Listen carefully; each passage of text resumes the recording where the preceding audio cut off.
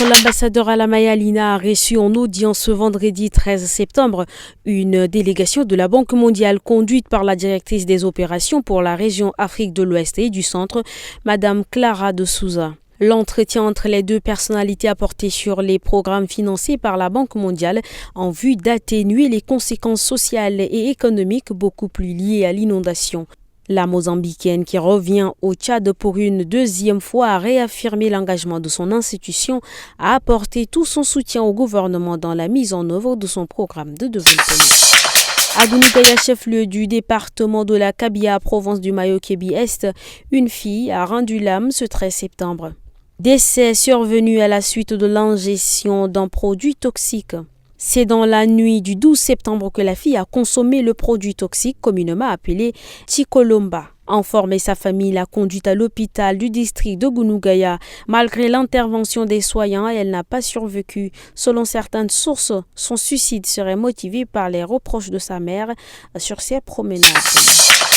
Le ministre de la Santé publique, Dr Abdelmadjid Abderrahim, a rencontré vendredi une délégation de la Croix-Rouge britannique dirigée par Béatrice Boutsana-Sita pour discuter des enjeux liés à la crise de l'Est du Tchad causée par le conflit au Soudan. L'objectif est d'améliorer la mobilisation des ressources pour les programmes de la Croix-Rouge au Tchad en collaboration avec la Croix-Rouge tchadienne qui œuvre pour les populations vulnérables.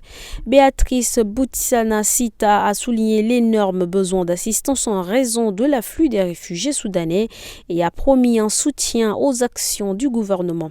Le ministre a évoqué l'oubli de la crise par la communauté internationale et a appelé à un soutien accru pour faire face aux problèmes de santé, notamment la mortalité maternelle et infantile ainsi que la malnutrition. Ce 13 septembre, le président des Comores, Azali Assoumani, a été légèrement blessé par une arme blanche lors des funérailles d'un notable. Selon la présidence, ses blessures ne sont pas graves. Il est rentré chez lui. L'agresseur, un jeune gendarme de 22 ans, a été arrêté. Les circonstances de l'attaque restent floues et le mobile n'est pas précisé. Des témoins affirment que l'agresseur a attaqué le président alors qu'il se trouvait près du corps du cheikh décédé.